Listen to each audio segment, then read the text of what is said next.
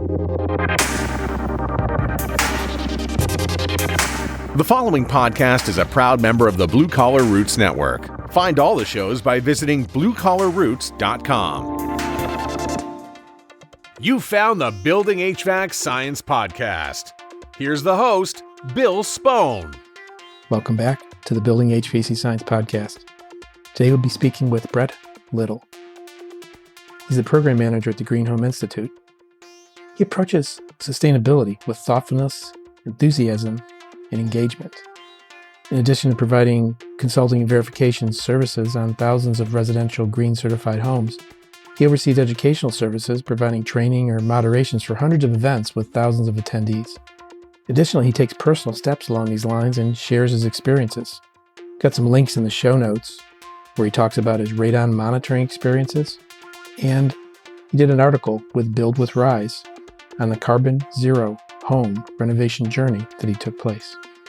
You can find Brett on LinkedIn. Link again is in the show notes, and his day job is program manager at the GreenHome Institute. There's a link to the GreenHome Institute where I'm a member of the board of directors there. That's how I got to know Brett really well. So anyway, let's listen in as Brett shares with us his thoughts on sustainability for homes. Brett, good morning. Hey, good morning, Bill. For the audience, for the listeners, I met Brett and became aware of the GreenHome Institute, or GHI, in probably 2019 when I was listening to a webinar by now a mutual friend of ours, Brett's and mine, Nate Adams, and he was talking about electrifying everything. And that was almost 3 years ago now, and it was a very interesting webinar and got me into scratching my head. I'm like, who is this guy, Brett, and what is GHI? And I'm going to let him answer those questions for you listeners right now. So who is Brett Little?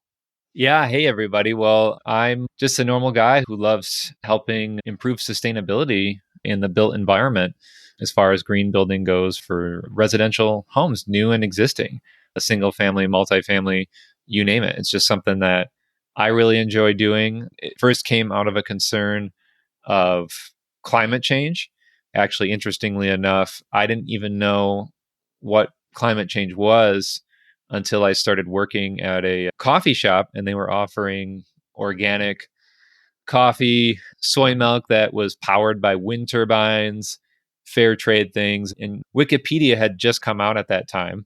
I started looking into it and it started going down the rabbit hole, right? And I'm like, wow, no one's ever told me about this in my family, friends, no one I work with has ever said anything about this.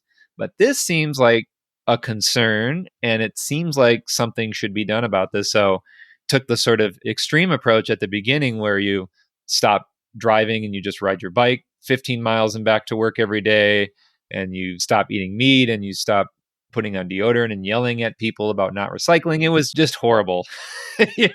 And then found my way into the sustainable business program at a local college to actually focus on the benefits and why we should be doing this to help our bottom line, and then having those more positive conversations, and then found my way here doing that. So, yeah. Now, I know you've actually made some modifications to your own home too. In this process of learning, has like one led the other? Did you learn about something then implement it, or did you implement it and then go back and learn about it? How did that go? Yeah, well, and like I said, with the environment, I didn't grow up knowing anything about construction or remodeling or homes either. No knowledge of that. And got to learn about it at this position that I was thankful to be able to get into and learn about green building for homes, learned about it that way so I've only known about sustainability when it came to residential remodeling and construction. I didn't know anything different as far as exposure to it. So I picked up obviously a lot of things along the way and got to do my first experiment in 2012 on an old 1926 home in Grand Rapids, where I got to play around with some sustainability ideas, increase the energy efficiency, get it certified to GreenStar, and learn a lot of things that I would never do again. And so when I bought my new home in 2016, and it was a newer home, I was working with a different scenario, a different situation, and a lot of lessons learned on what I wouldn't do and would do. And then, of course, spent the next 3 years trying to figure out, what do I want to do? How do I pay for it so it's somewhat cost neutral? And then also, how do I make it so that it's replicatable, hopefully, for others in this situation? It's a personal journey. a personal commitment, and you had to balance things out. You had to make decisions based upon economics and availability, I'm sure. Yeah, availability came into play. I mean, who would have thought, right? In 2020, when I started doing it, that became a huge issue that normally wouldn't have been. So, yeah. Yeah, materials, COVID, really, that, and probably contractors too. Did you do work yourself or did you have others involved? I, for the most part, allowed the professionals to do it. It's just from my comfortability. I love doing the consulting, putting the project together. But certainly, as far as actually doing any of it, it's just not my skill set. And I feel like I want it done right. I'm going to let the contractors do it. So, in my case, for the most part, I had plumbing, HVAC, solar, electrical all come in. And I just looked at sort of the big picture of making sure that we were doing the right things. And I got involved in some of the testing and evaluation, which I get involved in to make sure it was done right. And I certainly caught a lot of issues that way. But yeah, left it up to the professionals for myself. So let's switch over to the GreenHome Institute. Can you give us a background on where and why that was founded, the mission, that kind of thing? Yeah, so the GreenHome Institute was founded in the year 2000. So we're, almost 22 years old. It was like in August. So our birthday was somewhere around August 2000. It really predated the United States Green Building chapters, which picked up sometime around 2005, depending on what state you're in, I guess. And so the idea at the time was that we needed a nonprofit that focused on sustainability in the building sector. So it was founded by a teacher who taught sustainable design at Ferris College, a building developer and designer, Bazzani, and then our founder, Mike Holcomb, who was a home inspector and then became an Energy Star partner, Energy Star for Homes partner. And in 2005, the United States Green Building Council started opening up all their chapters to focus on the commercial environment. So we took a detour off to say, okay, we're going to look at housing. And our biggest claim to fame is the USGBC launched the Lead for Homes pilot program really in 2005. It didn't really take off till 2008. And we became one of the original providers, as they call it, to service the Midwest and Canada. And so we really took off with a focus on anytime a new home was built or heavily remodeled, single family or multifamily, that we would help use the LEED criteria as a way to measure sustainability for residential housing. For quite a long time, that had been our biggest focus. You have some credentials, some background, some training. Is that true? Can you go a little bit into that? Yeah. So for myself, like I said, I've got a bachelor's in sustainable business, which is pretty cool, and making sure that sustainability is built into all of our business practices. And then from there, I became a LEED accredited professional within the homes rating system. I became a LEED Green Rater, so I do go out on site and help inspect buildings for LEED certification for residential buildings. And then I'm also a certified Green Home professional, which is our own internal certification program here at GreenHome Institute for sustainability within our homes. And I'll be sure to put some links in the show notes to the GreenHome Institute and the YouTube channel. Tell us about that. What's happening on the YouTube channel with GreenHome Institute? Yeah, so I think it was 2013. I attended I was asked to speak really about something, an online webinar where basically they took the idea of a conference expo and put it online. And back then that was like, wow. Yeah, pre-COVID, anything. Yeah. Who would have thought? And so I was really inspired by that. And I thought, why don't we do that? Why don't we try it? So I don't know exactly when it happened, but in 2013, we started doing a monthly Wednesday webinar series. And then it sort of evolved into a weekly Wednesday webinar series. And I'm going to get to YouTube, but this is how we get to YouTube, is that we started producing all of this great content with all of these amazing speakers on residential green building topics from around really the world now at this point. And back then we didn't have a YouTube channel. And I thought, well, people were asking to watch the recording, so let's just post it on YouTube for those people, right? It was really just for those people, like who are 50 people who just missed the recording that day. And since then, I think, are now up to 9,000 subscribers. As of last year, 240,000 views. And so it's really grown as a residential green building education channel that we've also went out back in 2017, pre-COVID days, they would be hosting these green building tours, like in Chicago.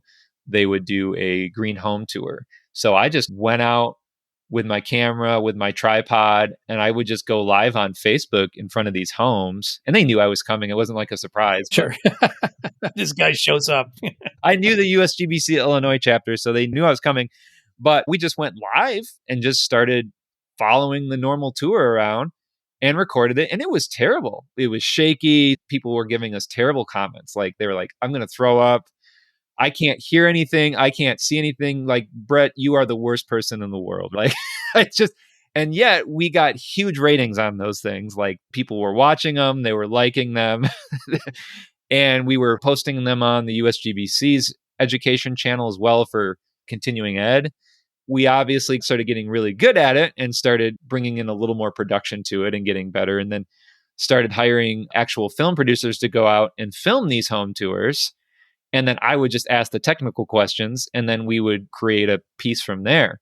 And so right up until COVID hit, I think putting all that up on our YouTube and getting people behind the scenes where they couldn't have got to these homes has been successful. So, in full disclosure, I'm a member of the board of directors of the GreenHome Institute. I'm on their education committee, and I got pulled into that because Brett did a live stream webinar with me, right? Yeah. I think you were our first one where we piloted the web approach, right? Where you're calling in from your house and I didn't have to, as much as I wanted to come over and hang out, I really wanted to, it just didn't work out. So I think it was the first time where we tried that and had you call us in and take us through your house. So, and that worked out pretty well. I think the connection stayed firm or whatever. And we had a couple of cameras and went through some slides and things like that. That was a lot of fun. And I haven't run across a lot of that before. You'd mentioned testing and evaluation of the homes and your own personal home. I know you've done a solar energy work on your house, but you've also done some stuff with radon. Want to talk about that a little bit? Yeah. And for us, we obviously with these green programs recommend all these prescriptive air quality measures, right? Radon systems, ventilation systems, range hood. But the question, of course, is how do we really know this is working? And how do we know that it's leading to the desired outcomes we want? And so thankfully, with the proliferation of these low cost and what I believe to be fairly accurate air quality monitors out there, I think we can finally now know that this is working. And if not, we can get quick feedback to see what the problem is. So I'm very grateful to some different air quality monitoring agencies that I've reached out to, and they sent me some stuff to try. And one of them was an AirThings monitor that had a radon detection on it. And just so you all know, like I am in a radon zone. I think it's 3 or 1. I forget which one is the least bad, right? It's EPA labels them. And so I believe it's 3 that's not concerning, 1 is concerning. But I could be wrong. It could be flipped there. But anyway, we did the traditional test, the cheap test where you mail it in the basement. We got like 3.8 and action level is 4. I got kids here in my house and I don't want to take any chances. I also know that the American version of action is different than our Canadian and European friends. And I take the precautionary principle to heart that I don't want to find out the hard way. So even though I'm in a low zone, even though we tested under the threshold, I wanted to put in a radon system in my project just to be safe, even for the sake of my kids. And also, we've tested homes, went out and tested homes in zone 1s. One we got back, the person was at a 23 on the scale, where they should have been, again, 4 is where you want to take action. And we did later find out that that person was a nuclear submarine operator in their past life. So we thought maybe it's just radiating off of them, but I don't know if there's any evidence of that. So we know that even these EPA zones, they're not quite accurate. And so we always recommend people put systems in. But with this monitor I had, we started getting elevated levels as the weather got colder, above the 4 threshold. So we knew that we probably did the right thing. It probably goes down in the summer, up in the winter. But again, so it's half exposure. And so one day, what had happened was we got hit with a power outage. And this was before our battery was installed. The battery for your solar that backs up your house. Yeah, so I have a battery system and before it was installed. And so power went out and it knocked out the radon system. And the radon system didn't come back on. It needed to be plugged and unplugged. There's not like an on-off switch. You just unplug it and plug it back in. So anyway, any normal person would have never known that. They would have just... Wait, you're calling yourselves abnormal? All right, now just get that straight. As far as home stuff go. So any normal person would have been like, they would have never thought anything of it. And certainly you can go down into your stinky basement if you want, and you can see on the radon that it would have, I believe, if it's not working, there's this... The YouTube manometer is level across because there's no differential pressure. So you could have seen that, but I just, again, any normal person, it was hiding. I didn't see it. And so all of a sudden my AirThings monitor just is like, whoop, and I'm like, what is happening right now? Because we were with the system running, we're down to like an average of 0.3. So I saw that thing fire up to 4.5, and I'm like, what's going on? And I went down, and sure enough, the system was off. And again, maybe if I would have had a watt meter, and that could have been another way to detect that too. But again, unless you're looking at that, those things are drawing so little, you might just be happy you didn't see it. So that, to my point, is that we install these passive radon systems sometimes in these homes, which is great. But do we really know if they're working? And even if there's an active system, do we know if it's been deactivated? And then you paid all this money for this equipment.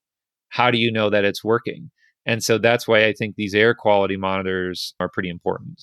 Yeah, important trend indicators of what's going on. Absolutely. I've had similar experiences with my home, things that abnormal too, Brett. So we can join the club. Yeah, you live in a modular house, right? Yeah, weirder than me. So people wouldn't go looking for these kind of things. So actually, you did a blog post. Was it on the AirThings website about your radon experience? Am I thinking right? Yeah, I did. AirThings, they wanted me to share a story, and so I shared that story. Yep. Cool. I know you also do a lot of posting on your own solar experience in your home. So tell me about that, and even get specific, like to, was the utility supporting it? Was there some kind of rebate, or how did this whole thing proceed for you for putting solar with battery on your home? Yeah, so my original goal was to take my home net zero by the definition of net zero, meaning over the course of a year, you produce as much as you use. That was my goal going into this project, and to go all electric so I could offset, because you can't offset gas combustion, at least in my personal view. When I started talking to the solar installers and started getting quotes and having conversations, they started talking about batteries, and I was like, batteries are kind of a joke. They don't do anything. This is the installer saying that? No, this is me, because they were talking to me about battery options or thinking about batteries. And I'm like, they don't help you go net zero. They don't generate any energy. And as I've always said in my net zero, I do net zero trainings, like how to get to net zero. I've always just dismissed batteries and just said, forget that, right? And so if I could go back in the past and undo that, I wish I could. So here I am saying, I'm sorry.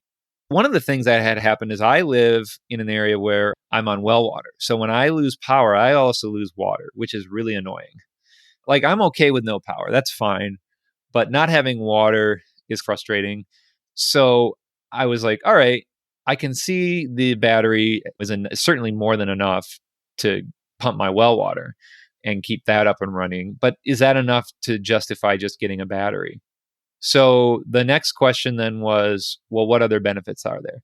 Well, I started reading about time of use programs, and all of a sudden started finding out that our utility had a time of use program, had a 2 and 3 tier time of use program. And I started becoming convinced that it wasn't just about how much energy we use or little, but also when we use energy. Yeah. And that was going to become, energy efficiency is very important because it will dictate when we use energy too. We'll use less of it at night as well. Lowers your footprint. Right. But we also need to focus on the when. And so I started looking at some of the MISO grid data that's available online on EIA. And it was really eye-opening to see that at night, I'm pulling almost 50, 60% nuclear and wind where I'm at, versus in the day during the peak time, there's these peaker plants that are just really nasty as far as pollution and carbon from oil and gas and all that. So I started thinking, okay, if I can use a battery to keep me off of peak, especially during the summer and swing seasons, and get my backup power. How cool is that? So I spoke to the solar contractors, said, look, let's look at the pricing. And they're like, we're going to have to basically cut your solar system in half, but then you can have this battery. I had a limited budget. One of my goals, I did a mortgage refinance. So one of my goals with the mortgage refinance was to be able to save as much in my energy bills as I have to pay now back in my monthly costs. So it's sort of your own personal PACE program. Yeah, my own personal PACE program. And my thought is a lot of other people in this country probably have the same situation where maybe they don't have an extra $50 a month to get into a green bank or a PACE program, which PACE is a whole other problem. But maybe they want to invest it in themselves. Interest rates are crashing. They're still crashing, or they're still low, thankfully. And refinances are easier to do. So if you can refinance a solar system on your house, that's money back in your pocket, right? Now with the solar, that's easy, right? You can get your solar evaluation. You can see how much you're going to save. Obviously, you'll front end that in the summer and it won't be so nice in the winter. But overall, over the course of a year, for the most part, with the low interest rates now, I would argue that most people, if they've got good solar access, even up here, can pay what they save, if not more, with a solar system on a mortgage refinance. And again, credit score, all that other stuff. So that was the case for me. I had it all penciled out real nice. And then we threw the battery into the equation. And I said, I know that if I go on the time of use program and shift my load to the night, I can save way more energy and money, or way more money rather, not energy. I asked the solar installer, can you game that out for me just like you gamed out my solar install? And by the way, my solar installer has been 99% accurate on their solar predictions. But on the battery, they were just like, I don't know, have fun. Just threw their hands up in the air. And I did learn recently that there is a NREL tool, or I got to go look it up, but there is a way that you can game that out now with batteries and time of use.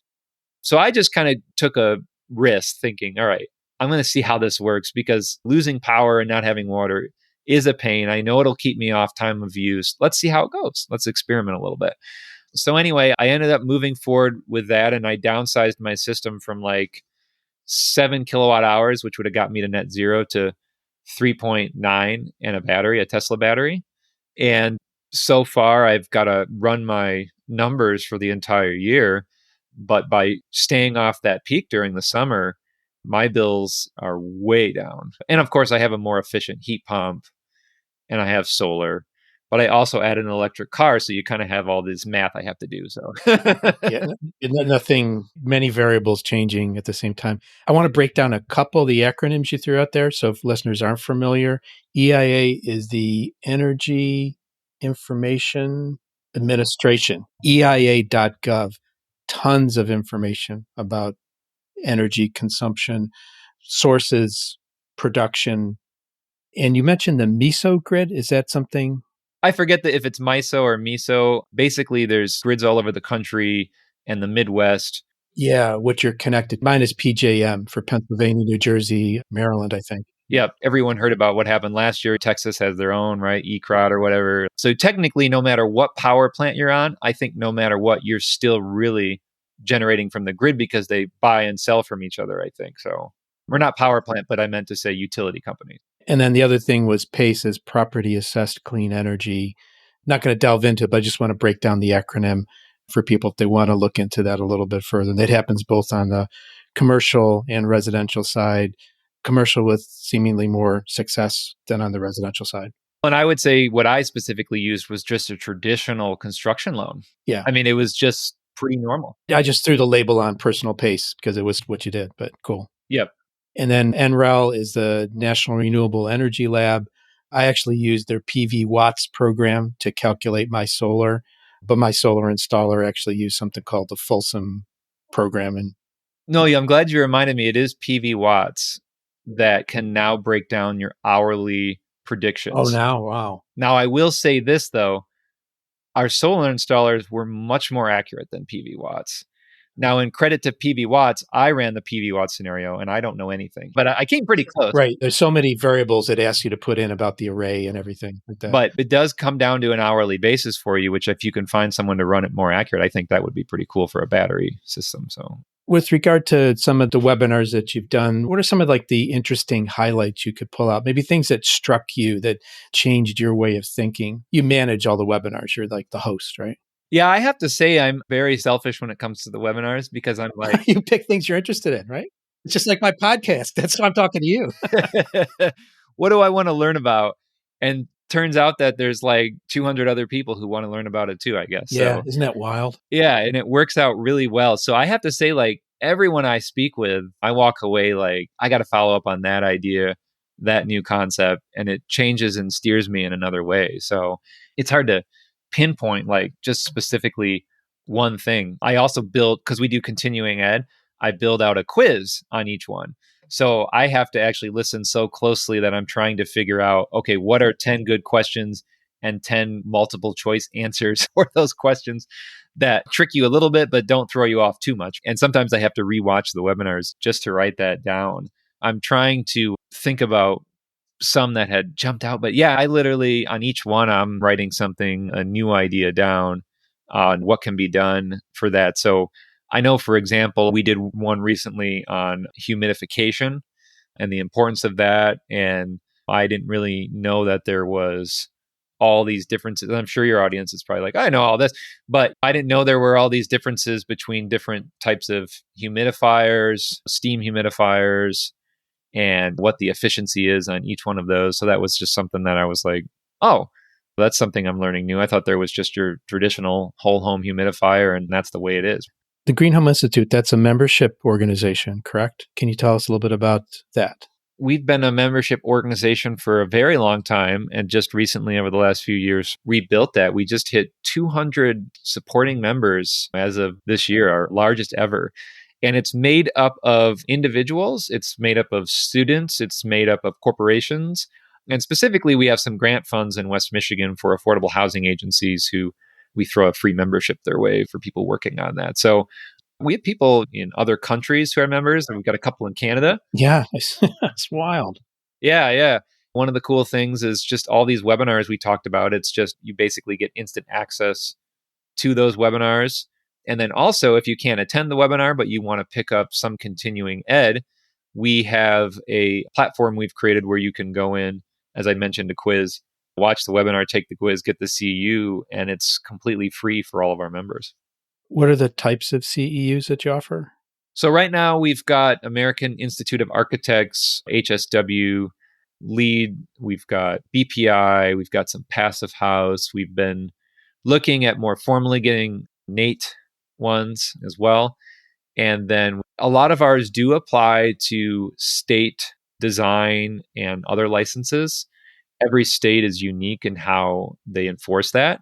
But I've been told by many people around the country they've been able to use it for their particular state license. In this journey that you've taken both personally and professionally, what does the Brett Little of 2022 see as the major trends in, say, the last 20 years? I am really geeked about 24/7 carbon-free movement. If it's a UN movement, I'm not exactly excited about that particular one, but the idea behind it. So I think we need to shift from net zero to 24/7 zero carbon, because here's the deal.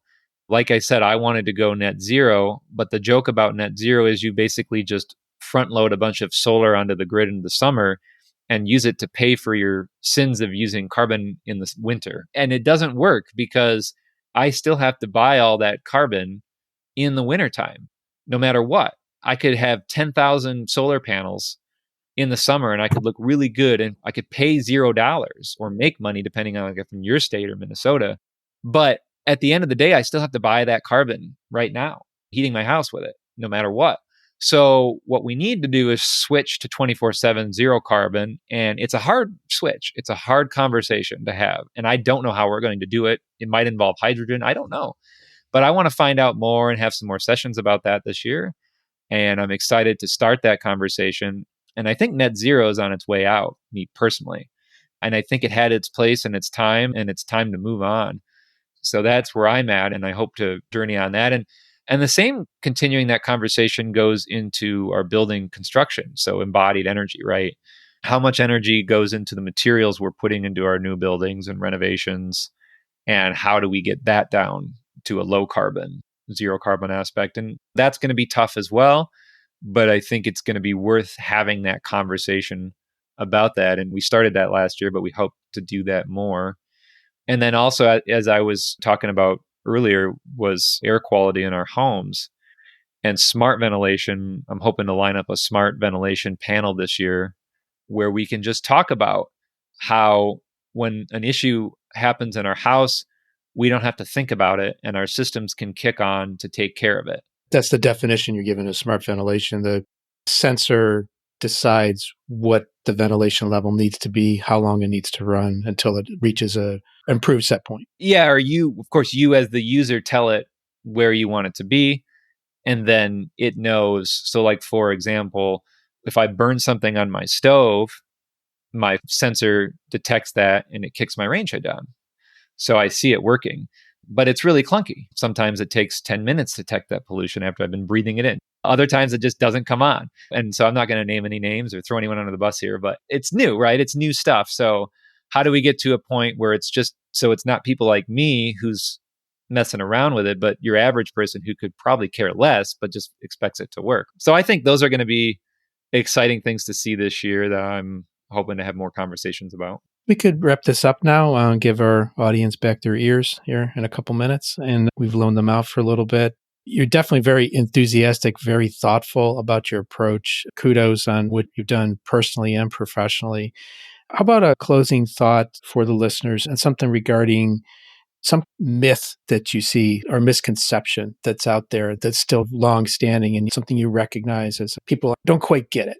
It's really the same myth that we have been dealing with long before my time in the sustainability movement. And I just see it more and more and have to continue to dispel it. Obviously, we try to help people follow full green certification attributes. That's one of our goals. Holistically speaking, energy, health, materials, water, place, and no matter what certification it is. And so again, the myth is that to do that, it just costs way too much, that it's impractical, too difficult to do, too challenging to do. It's not worth doing, or maybe our building codes are already there. We're already good enough. We're already perfect in our codes. So it's just every day really dispelling that myth with people in conversation. And sometimes it's a broad conversation about green in general. And other times it's honed all the way into a specific energy efficiency feature of transitioning to heat pumps, for example. It could be very specific, but the myth itself perpetuates that something new that's going to save energy just costs too much to do. And I think this all started from the coffee shop. Yeah, I know. That's a very cool thing, though. You never know where your message, the messages you in the discussion we've had now, where they will reach, how they will impact somebody, what kind of follow-up will come from that. So kudos to you for sharing your story here today. Thank you. Yeah, well, thank you for having me, Bill. All right. And listeners of Building HVAC Science, we'll give you back your ears and we'll be back at you next time. Take care. Thanks for listening in to this episode where we spoke with Brett Little of the GreenHome Institute and also just a person who's very passionate about sustainability. If you want to get in touch with me about any topics in building HVAC science, you can drop me an email at bill@truetechtools.com. I want to thank you for listening. I want to mention that the Building HVAC Science podcast is a production of True Tech Tools Limited. I also host the Res Talk podcast, where you can learn more about the whole world of home energy ratings and peripheral topics. You can find Building HVAC Science in all the typical podcast apps, or also just by going to buildinghvacscience.com. Again, thank you for listening in, and we hope you come back again to listen more at the Building HVAC Science podcast. Take care.